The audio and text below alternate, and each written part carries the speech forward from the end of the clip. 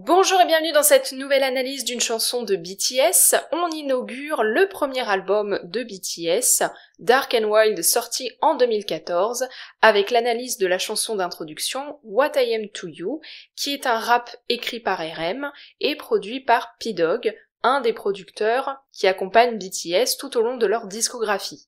La chanson commence avec les paroles suivantes. Viens ici, je suis sur le point de t'emmener plus haut. Nous sommes sur le point d'enflammer notre amour. Je n'ai jamais ressenti ça, même ma mère ne pouvait pas m'arrêter. Je t'ai dit ce que je ressentais vraiment pour toi et à la fin j'ai gagné. Chérie, tu devrais savoir que tu changes tout ce qui est négatif en positif. Même si tu dresses tes épines, je peux voir que tu es une rose. Tu ne le sais peut-être pas encore, que tu es celle qui a fait à nouveau battre mon cœur, mais je m'assurerai de tout savoir de toi. Avec ces premières paroles, on nous dessine une relation amoureuse qui débute et on voit les sentiments enflammés qu'elle provoque.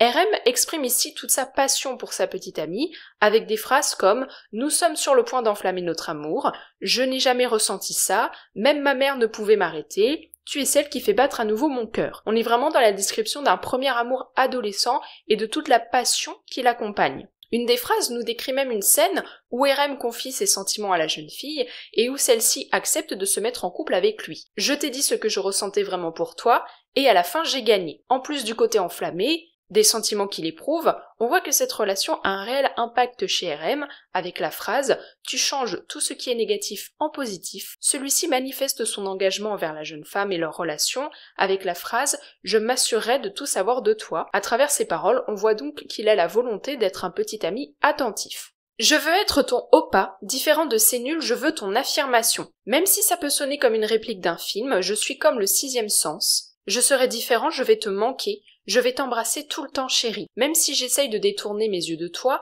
je ne peux détourner mon cœur. Maintenant, c'est le début. Je suis ton monstre de poche. Tu m'as donné ton cœur et je t'ai donné le mien tout entier. Aujourd'hui devient plus heureux qu'hier. Mais alors pourquoi? Dans ce passage, on a plusieurs références. D'abord la phrase « Je veux être ton oppa ». En Corée du Sud, les femmes appellent leur petit ami oppa, donc dans le contexte de la chanson, c'est une façon pour RM de dire qu'il veut être le petit ami de la fille à qui il s'adresse. On a une référence à Sixième Sens, un film connu pour son rebondissement dramatique. Enfin, on a la mention « Je suis ton monstre de poche ». À l'époque où la chanson sort, le nom de RM est Rap Monster, donc dire qu'il est le monstre de poche est une façon de dire que sa petite amie voudra tout le temps l'avoir avec elle, comme un objet qu'elle met dans sa poche. Avec ce passage, on continue sur cette idée d'être un petit ami idéal, on voit que RM veut se montrer différent des autres gars que connaît cette jeune femme, il veut être attentionné et affectueux avec elle, je vais t'embrasser tout le temps chérie, tu m'as donné ton cœur et je t'ai donné le mien tout entier. On retrouve à nouveau ce côté enflammé dans ses déclarations, déjà présent dans les premières paroles de la chanson. Par contre, la fin du passage se termine avec des phrases qui inaugurent un ton complètement différent. En effet, on a la répétition de la phrase « Mais alors pourquoi ?» Et cette interrogation, elle vient marquer une rupture avec tout le bonheur que RM étale depuis le début. Je continue de trouver des excuses pour te contacter comme si j'avais fait quelque chose de mal, c'est pire qu'avant que nous commencions à sortir ensemble. Peut-être qu'être ton petit ami n'est pas une raison suffisante. À chaque fois j'ai des réponses brèves, je vais me coucher, non. Tes messages ne dépassent pas les 10 caractères, tu es une gardienne de but sans détermination et je suis Messi, courant à travers le terrain vide. Ce passage est complètement différent de ce qui a été dit précédemment, on est sur un ton négatif, on voit bien qu'il y a quelque chose qui cloche dans la relation, avec des phrases comme « Je continue de trouver des excuses pour te contacter comme si j'avais fait quelque chose de mal ». Cette phrase implique qu'il y a un problème dans la communication avec sa petite amie, ce qui est encore plus souligné par les différents messages d'elle que RM va se mettre à citer. La lettre K pour le diminutif de « ok », la phrase « je vais me coucher » et la négation « non ». Toutes ces phrases, toutes ces réponses marquent bien que la communication est impossible à établir, il ne peut pas y avoir d'échange, puisque les messages qu'elle répond à ceux de RM sont employés pour mettre un terme à la conversation et non pas pour la continuer. D'ailleurs, RM met en avant le fait que sa petite amie communique très peu avec lui. Tes messages ne dépassent pas les 10 caractères. Et d'ailleurs, on remarque que les échanges se font via le téléphone, donc par virtuel, ce qui indique qu'il n'y a pas de temps passé en physique avec la petite amie. Donc ça vient encore une fois souligner les difficultés de contact et de communication. Enfin, la fin du passage est marquée par une comparaison avec le football, où RM se compare au joueur de foot Lionel Messi, qui est l'un des meilleurs joueurs de football du monde, le fait de se comparer à lui et de qualifier sa petite amie de gardienne de but sans détermination implique une grande différence de niveau entre eux, ainsi que le fait qu'ils ne jouent pas au même jeu. Donc, cette comparaison permet de montrer encore une fois que la relation souffre du fait qu'ils n'ont pas du tout la même implication dans celle-ci. Je savais depuis le début que ça ne serait pas un jeu équitable. Ce n'est pas que je voulais te battre, mais en même temps je ne voulais pas être battue tout le temps. Un peu doucement, même si nous ne sommes peut-être pas des tourtereaux amoureux, avec nos bras étroitement enlacés comme les autres couples le font, parfois avec des mots de réconfort et d'honnêteté, être là l'un pour l'autre. Ce passage nous donne une information très intéressante. Visiblement, RM avait conscience que s'engager dans une relation avec cette jeune femme ne serait pas quelque chose de facile. Et du coup, ça rentre complètement en contradiction avec l'explosion de sentiments et de positivité qu'il nous décrit depuis le début de la chanson.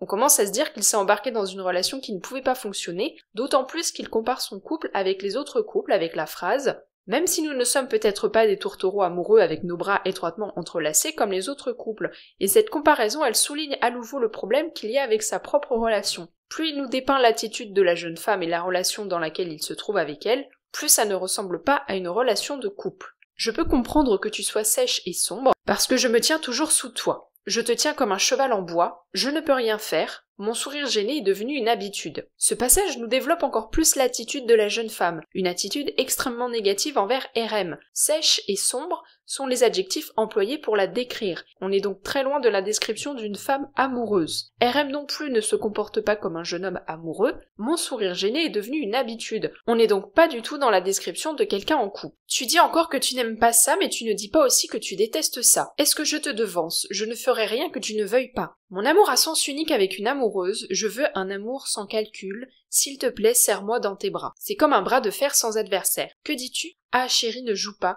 Même si tu es un chemin couvert de feu, je marcherai fermement sur toi. Alors s'il te plaît, ne me regarde pas comme si je suis quelqu'un que tu ne connais pas, parce que ça me rappelle sans cesse les où je ne signifiais rien pour toi. Le début de ce passage nous décrit l'attitude de flou qu'a adoptée la jeune fille. Elle ne prend pas position. Tu dis encore que tu n'aimes pas ça, mais tu ne dis pas aussi que tu détestes ça. Si RM se retrouve gêné dans cette relation, c'est aussi parce qu'il ne sait pas comment se comporter, parce que les messages que la jeune fille lui envoie ne sont pas clairs. On constate également une dégradation complète de la relation évoquée au début de la chanson, où RM mettait en avant l'échange des deux cœurs et de l'amour de l'un pour l'autre, alors qu'ici, il nous parle d'amour à sens unique, donc on est passé dans un registre complètement différent. Pourtant, RM rappelle ici toute l'affection qu'il éprouve pour la jeune fille, avec la métaphore du chemin de feu qu'il est prêt à traverser. Enfin, il compare son attitude actuelle, alors qu'ils sont en couple, avec l'attitude qu'elle avait au moment où ils n'étaient pas en couple, ce qui montre bien que la façon qu'elle a de se comporter avec lui n'est pas du tout celle d'une petite amie, vu qu'elle n'a pas changé de façon de se comporter avec lui après s'être mise en couple avec lui. Qui suis-je pour toi chérie, qui suis-je pour toi? Je t'aime comme un fou, le sais-tu? Tu souffles le froid et le chaud, arrête de jouer avec les sentiments d'une personne. Si tu continues à être comme ça, signons un contrat. Combien de baisers par jour et combien de messages par jour? Est-ce que je me sentirais un peu mieux si nous allions aussi loin? Qui suis-je pour toi chérie, qui suis-je pour toi? Je t'aime comme un fou, le sais-tu? La fin de la chanson se termine par des interrogations.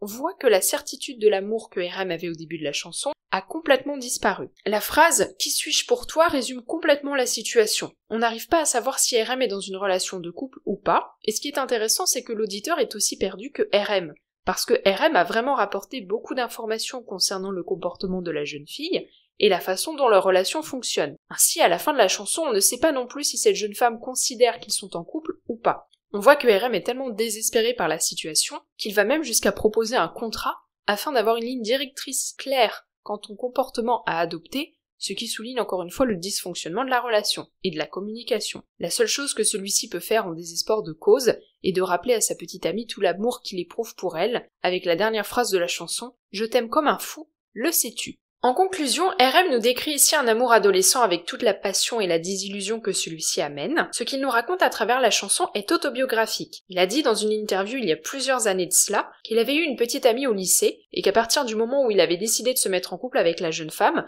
celle-ci ne s'était pas du tout comportée comme une petite amie. RM s'inspire donc de sa relation conflictuelle avec elle pour écrire cette chanson. À l'époque où la chanson sort, on est en 2014, RM sort tout juste de l'adolescence puisque c'est également l'année où il a fini le lycée. En Corée du Sud, on termine le lycée à l'âge de 20 ans. Cette anecdote personnelle, transformée en chanson, sert donc d'introduction idéale à ce premier album de BTS qui décrit les moments de l'adolescence et notamment les relations amoureuses conflictuelles. D'ailleurs, sur la pochette de l'album Dark and Wild, on peut voir des messages indiquant que l'amour est quelque chose de dangereux, ce qui peut s'appliquer à ce que traverse RM émotionnellement avec cette chanson, et ça fait également écho à la chanson promotionnelle de l'album Danger. J'espère que cette analyse vous aura plu. N'hésitez pas à me dire ce que vous avez pensé de la chanson et de l'analyse que je vous en ai proposée. Si vous avez aimé, vous pouvez laisser un pouce bleu et vous abonner au podcast si ce n'est pas encore le cas. Vous pouvez également le partager aux personnes autour de vous qui s'intéressent à BTS et à la K-pop. On se retrouve lundi prochain à 18h pour une nouvelle analyse.